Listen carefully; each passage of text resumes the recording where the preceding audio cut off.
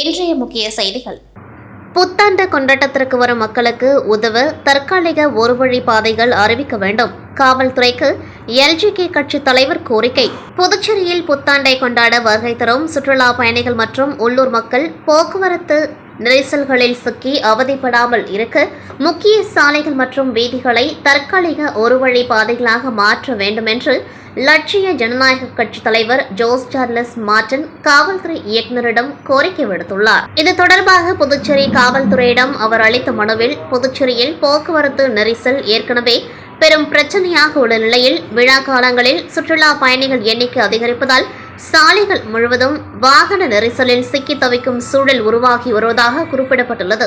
2026 புத்தாண்டை வரவேற்க உலகம் முழுவதிலிருந்தும் புதுச்சேரிக்கு சுற்றுலா பயணிகள் வருகை தர தொடங்கிய நிலையில் இன்னும் அதிகமான மக்கள் வர வாய்ப்புள்ளதால் முக்கிய சாலைகள் தற்காலிகமாக ஒன்-வே பாதைகளாக மாற்றுவது மிகவும் அவசியம் என வலியுறுத்தப்பட்டுள்ளது. இதனை கருத்தில் கொண்டு லட்சிய ஜனநாயக கட்சி சார்பில் புதுச்சேரி காவல்துறை தலைவரை நேரில் சந்தித்து மனு அளிக்கப்பட்டதாகவும், புத்தாண்டு மற்றும் பொங்கல் விழாக்களை முன்னிட்டு முக்கிய சாலைகள் மற்றும் வீதிகளில் ஒரு வழி பாதைகள் அறிவிக்க வேண்டும். மேலும் செயல்படாமல் உள்ள போக்குவரத்து சிக்னல்களை உடனடியாக இயக்கி மக்கள் பாதுகாப்புடன் பயணிக்க தேவையான நடவடிக்கைகள் எடுக்க வேண்டும் என்றும் கோரிக்கை விடுக்கப்பட்டுள்ளது.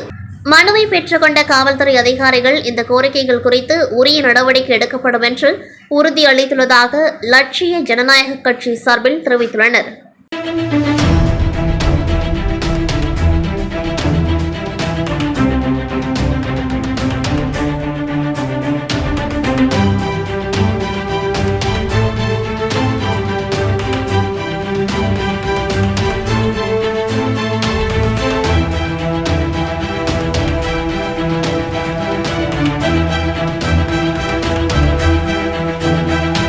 புதுச்சேரி மாநில மக்கள் அனைவருக்கும் லட்சிய ஜனநாயக கட்சியின் சார்பில் புத்தாண்டு நல்வாழ்த்துக்களை தெரிவித்து மகிழ்கின்றேன். 2026 ஆண்டு புதுச்சேரி மாநில மக்களுக்கு அமைதி, வளம், வாழ்க்கை தர உயர்வு முதலான சிறப்புகளை கொண்டு வந்து சேர்க்கும் ஆண்டாக மலரட்டும். 2025 ஆண்டு மக்கள் சேவைக்காக தேசிய மக்கள் மன்றங்களை தொடங்கினோம். மக்கள் பிரச்சினைகளை முன்னெடுத்து போராட்டங்கள் நடத்தினோம். அரசின் கவனத்துக்கு கோரிக்கைகளாக கொண்டு சென்றோம். 2026 தேர்தல் களத்தை சந்திக்க லட்சிய ஜனநாயக கட்சியை உருவாக்கி புதுச்சேரி மக்களின் அமோக ஆதரவையும் பெற்று வருகின்றோம். லட்சிய ஜனநாயக கட்சிக்கும் இது புத்தாண்டுதான். புதுச்சேரி மாநில பெண்கள், இளைஞர்கள், விவசாயிகள், தொழிலாளர்கள், மீனவர்கள், முதியோர், மாற்றுத்திறனாளிகளுக்கான நலன்களை முன்னிறுத்தி புதிய அரசை இந்த புத்தாண்டில் அமைப்போம். ஊழலற்ற வெளிப்படையான ஆட்சி நிர்வாகம், சட்டம் ஒழுங்கு சிறந்து விளங்கும் பாதுகாப்பான மாநிலத்தை உருவாக்க மக்களுடன் சேர்ந்து உறுதியேற்கின்றோம். கல்வி, மருத்துவம் முதலான அனைத்து துறைகளிலும் நம்பர் 1 மாநிலம் புதுச்சேரி என்ற நிலையை உருவாக்குவதே லட்சிய ஜனநாயக கட்சியின் குறிக்கோள். கால் நூற்றாண்டுக்கும் மேலாக பின்தங்கியிருக்கும் புதுச்சேரியை வளர்ச்சி பாதையில் கொண்டு செல்வதற்கான காலம் கனிந்துள்ளது. உயரம் தொடுவோம், சிகரம் அடைவோம். வானம் என்பது வல்லூர்களுக்கு மட்டுமில்லை, வானம்பாடிகளுக்கும் தான். அனைவருக்கும் மீண்டும் ஒருமுறை 2026 புத்தாண்டு நல்வாழ்த்துக்களை தெரிவித்து மகிழ்கின்றேன் என்று லட்சிய ஜனநாயக கட்சி நிறுவனர் ஜோஸ் சார்லஸ் மார்டன் தெரிவித்துள்ளார். மண்ணாடிப்பட்டு தொகுதி மக்களுக்கு அரசு அறிவித்த 2 கிலோ கோதுமை உள்துறை அமைச்சர் நமச்சிவாயம் திருக்கனூரில் வழங்கி துவக்கி வைத்தார். புதுச்சேரி முதலமைச்சர் ரங்கசாமி அரசின் மூலம் அனைத்து குடும்ப அட்டைதாரர்களுக்கு 2 கிலோ கோதுமை வழங்கப்படும் என அறிவித்திருந்தார். அதன்படி சமீபத்தில் முதலமைச்சர் ரங்கசாமி 2 கிலோ கோதுமை வழங்கி துவக்கி வைத்தார். அதன் ஒரு பகுதியாக மண்ணாடிப்பட்டு தொகுதி திருக்கனூர் கிராமத்தில் உள்ள ரேஷன் கடையின் மூலம் அரசு சார்பில் அனைத்து குடும்ப அட்டைதாரர்களுக்கும் 2 கிலோ கோதுமை வழங்கும் திட்டத்தை தொகுதி சட்டமன்ற உறுப்பினரும் உள்துறை அமைச்சருமான நமச்சிவாயம் பயனாளிகளுக்கு வழங்கி துவக்கி வைத்தார். இந்நிகழ்ச்சியில் முன்னாள் சட்டமன்ற உறுப்பினர் அருள்முருகன், வியாபார சங்க தலைவர் துரை, பாஜக மாநில செயற்குழு உறுப்பினர்கள் முத்தழகன், TSA கண்ணன், பாஜக தொகுதி தலைவர் அனுசுவை, பாஜக பிரமுகர் வீரராகவன், ஊமதுரை, ராஜேந்திரன் மற்றும் பாஜக நிர்வாகிகள், பொதுமக்கள் கலந்து கொண்டார்கள்.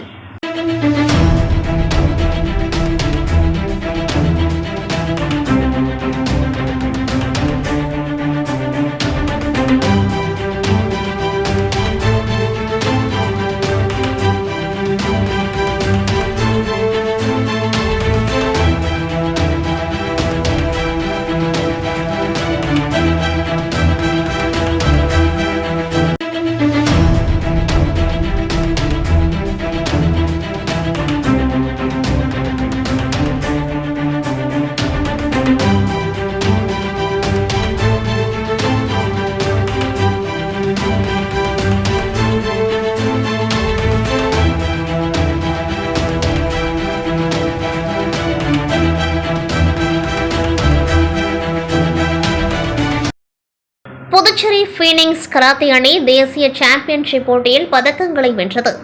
டிசம்பர் 27 முதல் 28 வரை காரைக்காலில் நடைபெற்ற SGDIF தேசிய கராத்தே சாம்பியன்ஷிப் போட்டியில் புதுச்சேரி ஃபீனிக்ஸ் கராத்தே அணி பதக்கங்களை வென்றது. இந்த போட்டியில் புதுச்சேரி ஃபீனிக்ஸ் கராத்தே அணி வீரர்கள் 6 தங்கம் 5 வெள்ளி 19 வெண்கல பதக்கங்களை வென்றனர். மேலும் சென்சாய் அருள்ராஜ் போட்டி நடுவராக பங்கேற்றார்.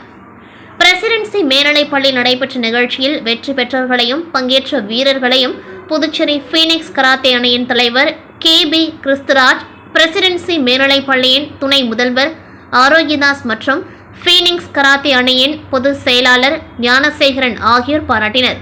பயிற்சியாளர்களான sensei Arulraj, sensei Suresh, sensei Karthikeyan, sensei Bharath, sensei Trishanth, sensei Chandrabhushan மற்றும் பெற்றோர்களும் இந்நிகழ்வில் கலந்து கொண்டார்கள்.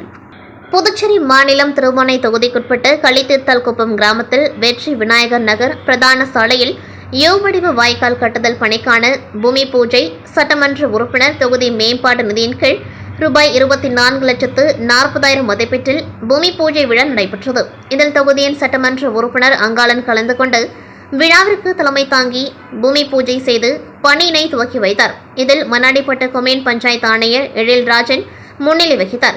இந்நிகழ்ச்சியில் உதவி பொறியாளர் மல்லிகார்ஜுனன், இளநிலை பொறியாளர்கள் பாஸ்கர், மனோகரன், JC மக்கள் மன்ற தொகுதி தலைவர் ரவிக்குமார், ஒப்பந்ததாரர் ராஜேந்திரன் மற்றும் திருபுனை தொகுதி கிராம முக்கியஸ்தர்கள், பொதுமக்கள் உட்பட பலர் கலந்து கொண்டார்கள்.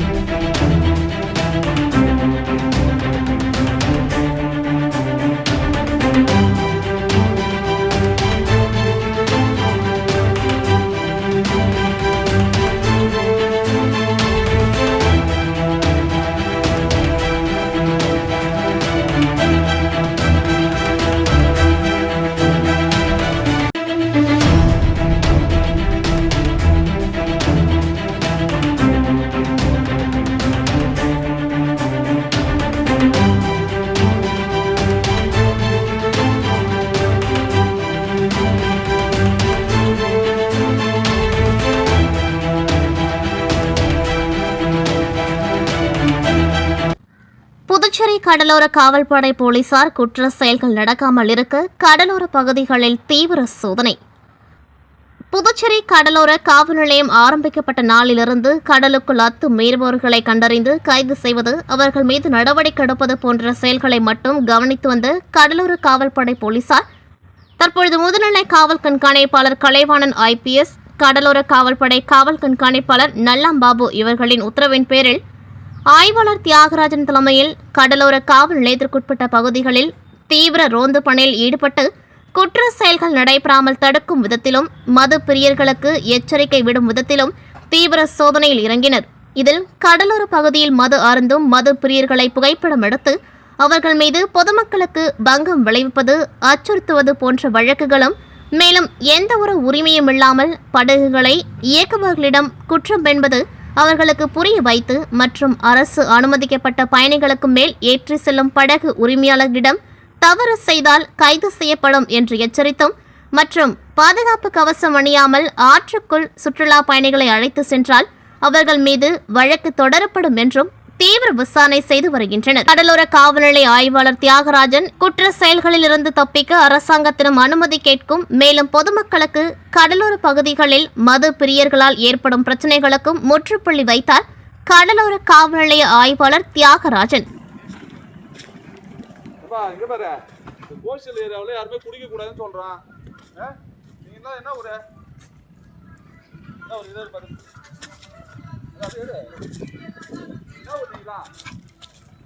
பண்ணீங்க கோஸ்டல் ஏரியாவில் குடிக்க கூடாது தெரியாதா? தெரியல சார் நம்மளுக்கு. என்ன ஊத்தீங்க? Chennai sir. Chennai. Okay okay okay. குடிக்க கூடாது.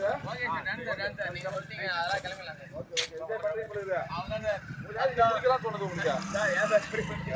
ஓகே. ஒண்ணு இல்ல சார். கிளம்பு. பாப்பலாம். ஏற்படுவா. Okay okay okay. இயற்கை வேளாண் விஞ்ஞானி நம்மாழ்வார் அவர்களின் 12ஆம் ஆண்டு நினைவேந்தல் நிகழ்ச்சி மதகடிப்பட்டு கடைவீதியில் இயற்கை விவசாயிகளின் சங்கத்தின் சார்பில் அவரது திரு உருவப்படத்திற்கு அஞ்சலி செலுத்தினர். நிகழ்ச்சியில் ஒருங்கிணைப்பு குழு பொதுச் செயலாளர் ரவி, பொருளாளர் ஜெயராமன், துணைத் தலைவர் பாஸ்கர், துணை செயலாளர் ஆதிமூலம், செயலாளர்கள் முத்துராமன், விஜயன், லக்ஷ்மணன், திருமால், பாலு, கார்த்திக், குமார், கந்தவேல், புதுச்சேரி இயற்கை விவசாயிகள் மற்றும் நுகர்வோர் ஒருங்கிணைப்பு குழு தலைவர் சுப்பிரமணி, செயலாளர் தங்கவேல் ஆகியோர் கலந்து கொண்டு இயற்கை வேளாண் விஞ்ஞானி நம்மாழ்வார் படத்திற்கு அஞ்சலி செலுத்தினர்.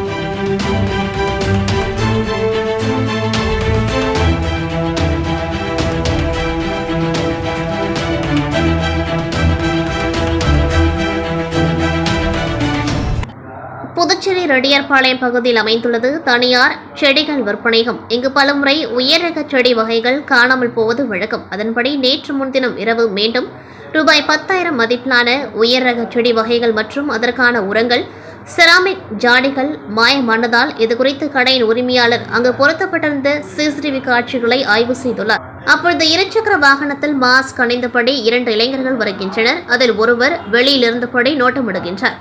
மற்றொருவர் கடையின் இரும்பு கதவின் மீது ஏறி உள்ளே சென்று அவருக்கு தேவையான செடிகளை தனது செல்போனில் டார்ச் லைட்டை ஆன் செய்து நிதானமாக தேர்வு செய்து திருடி செல்வது பதிவாகியிருந்தது. இதுகுறித்து கடையின் உரிமையாளர் காவல் நிலையத்தில் புகார் ஏதும் அளிக்காத நிலையில் தற்பொழுது இந்த சிசிடிவி காட்சிகள் இணையத்தில் வெளியாகி வைரலாகி வருகிறது.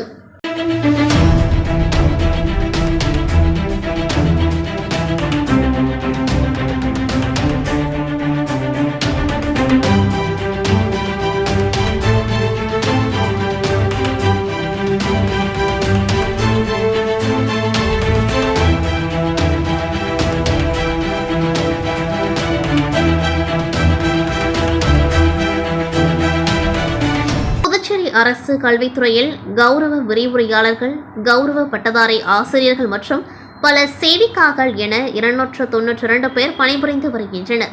இவர்கள் பணி நிரந்தரம், சம வேலைக்கு சம ஊதியம் என்ற கோரிக்கைகளை முன்வைத்து கடந்த ஒரு வாரமாக தொடர் போராட்டங்களில் ஈடுபட்டு வருகின்றனர். இவர்களின் கோரிக்கை அரசு இதுவரை ஏற்கவில்லை. இந்த நிலையில் செய்தியாளர்களை சந்தித்த சங்கத்தின் நிர்வாகிகள் புதுவை அரசில் உள்ள பல்வேறு துறைகளிலும் அரசு சார்பு நிறுவனங்களிலும் ஒப்பந்த அடிப்படையில் பணி செய்தவர்களை அரசு பணி நிரந்தரம் செய்துள்ளது. உச்சநீதிமன்றத்தில் 2006ஆம் ஆண்டு நடந்த உமாதேவி வழக்கில் சட்டத்திற்கு புறம்பாக கொள்ளைப்புறமாக பணியில் அமர்த்தப்பட்டு உள்ளவர்களை தான் பணி நிரந்தரம் செய்யக்கூடாது என கூறியுள்ளது.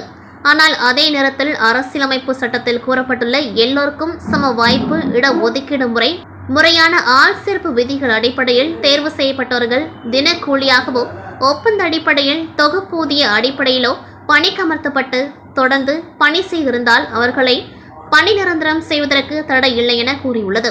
இந்த அடிப்படையில் பணி செய்ய நிரந்தரம் வேண்டும் என அவர்கள் கேட்டுக்கொண்டார்கள். மேலும் தங்களது கோரிக்கை நிறைவேறும் வரை போராட்டம் தொடரும் என்றும் தங்களது போராட்டத்திற்கு எந்தவித அரசியல் கட்சி பின்னணி இல்லை என்றும் அவர்கள் விளக்கம் அளித்தனர்.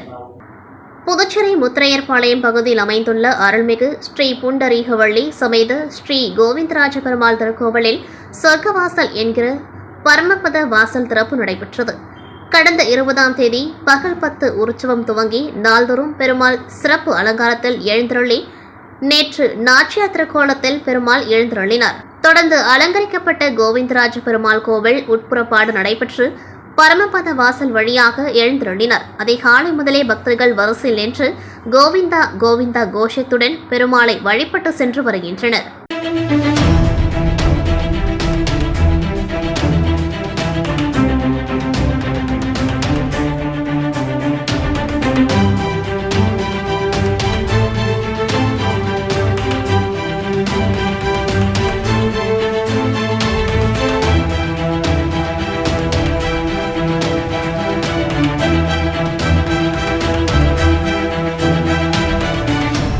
தமிழக அரசை பின்பற்றி ஒப்பந்த அடிப்படையில் பணிபுரிந்த செவிலியர்களை மத்திய மாநில அரசுகள் மீண்டும் பணி வழங்க கோரி செவிலியர்கள் ஆர்ப்பாட்டம்.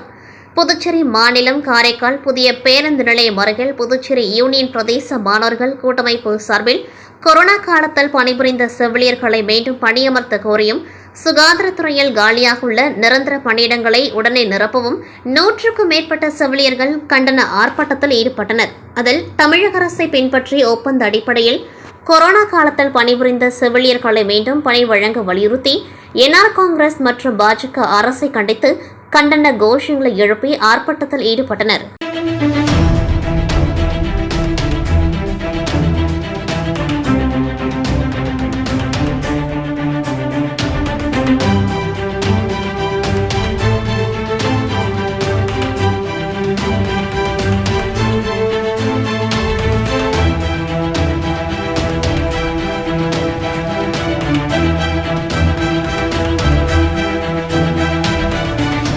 இத்துடன் செய்திகள் நிறைவடைகின்றது. நன்றி, வணக்கம்.